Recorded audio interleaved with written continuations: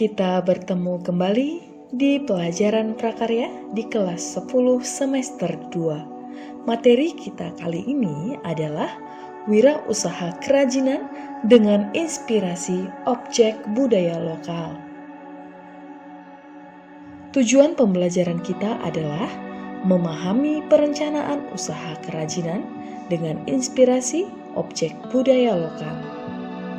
Misalnya, pakaian daerah, wadah tradisional, dan senjata tradisional.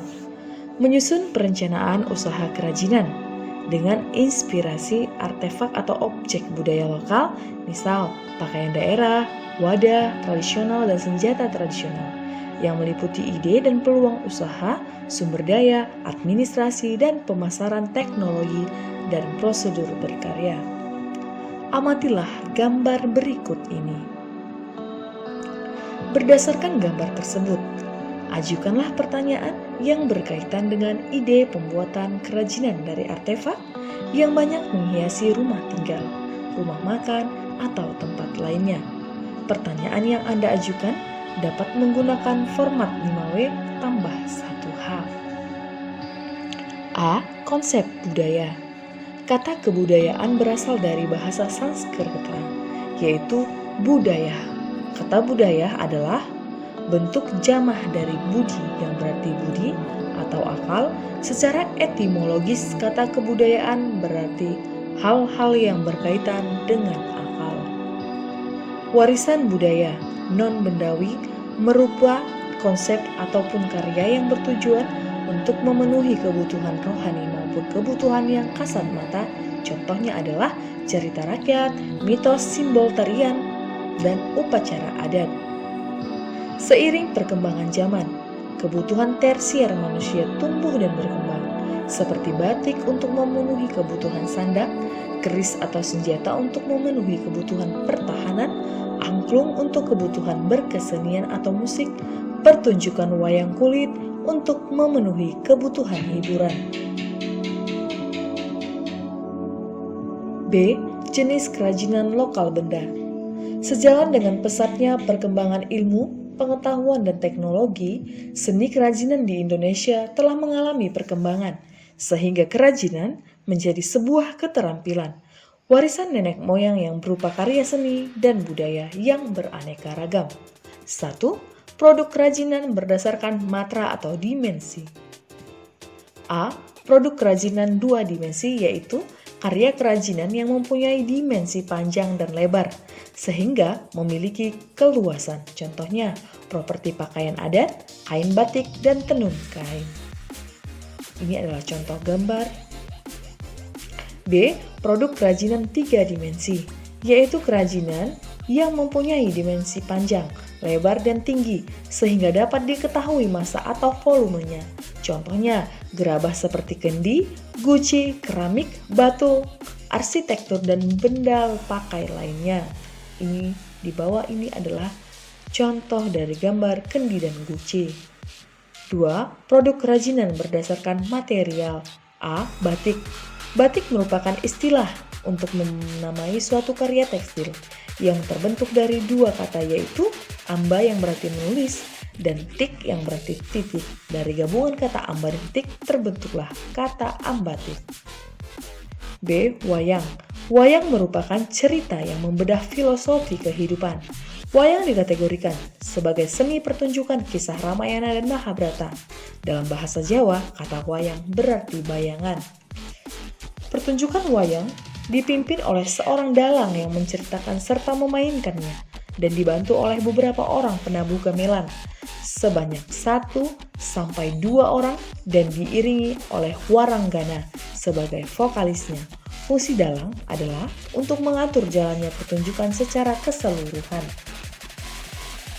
B. Jenis wayang.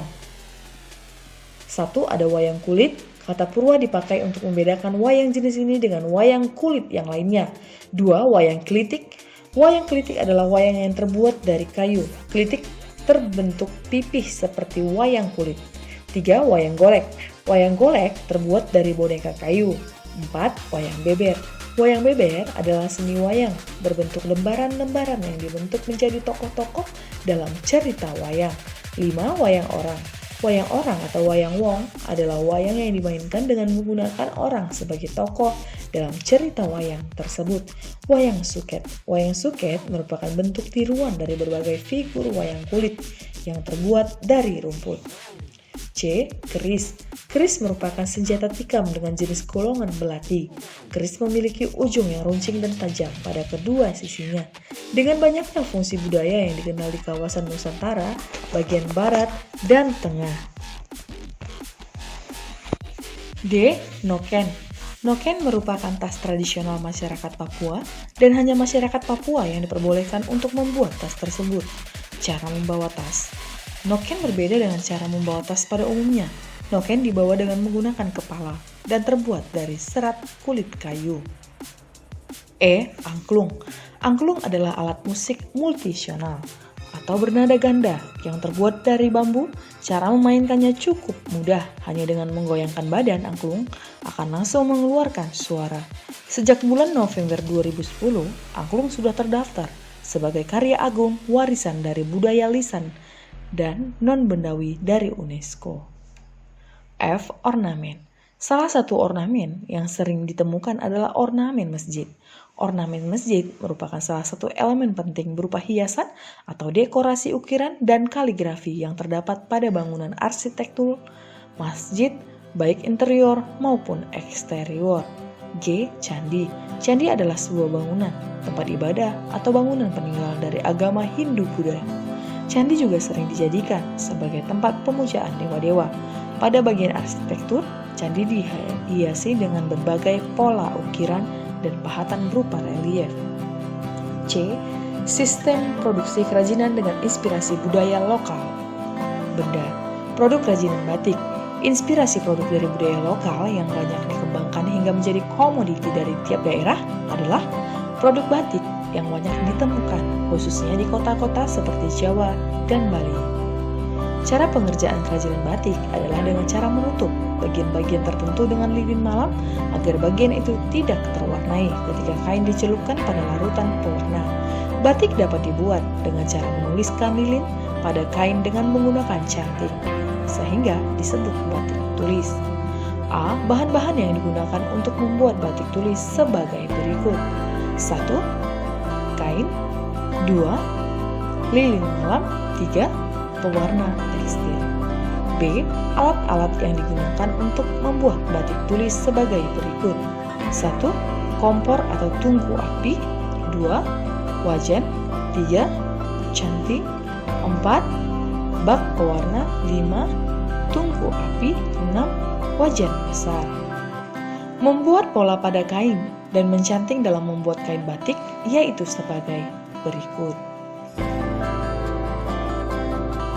Bisa dilihat dengan contoh gambar di bawah ini. C. Produk batik tulis.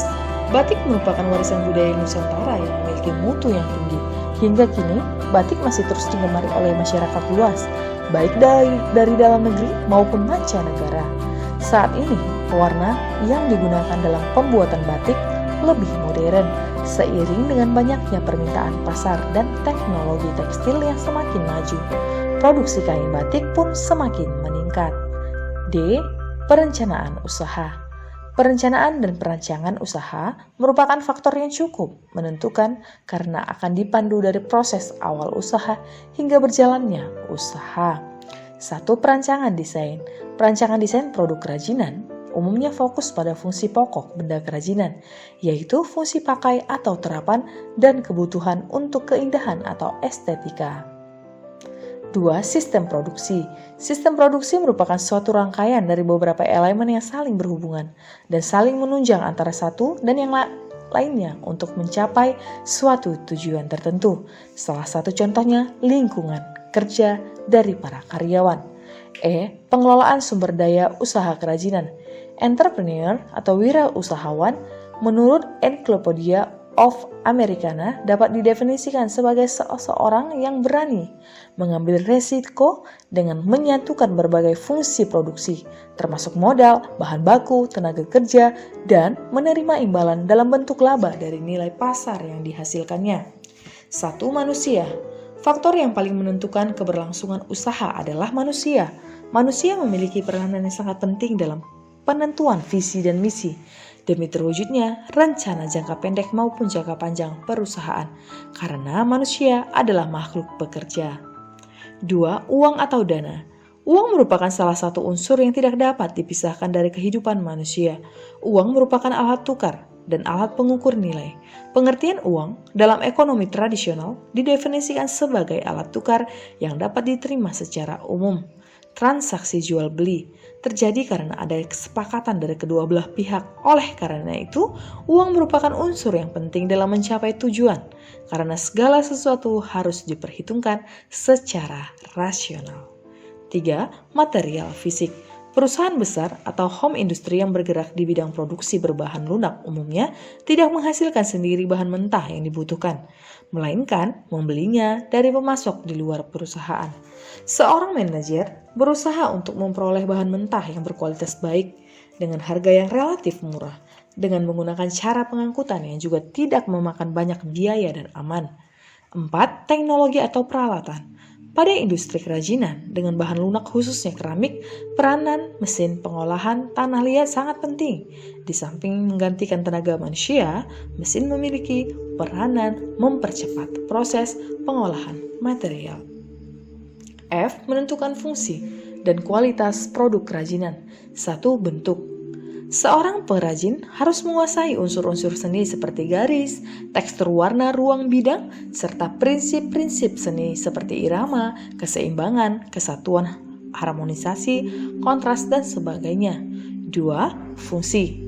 Sebelum pembuatan produk kerajinan diproduksi, seorang perajin harus mampu menghubungkan bentuk dan fungsi sehingga karya yang dihasilkan dapat memenuhi fungsinya dan bentuknya tetap indah. G. Pemasaran produk kerajinan. Dalam konsep strategi pemasaran pada umumnya dikenal 4P adalah sebagai berikut.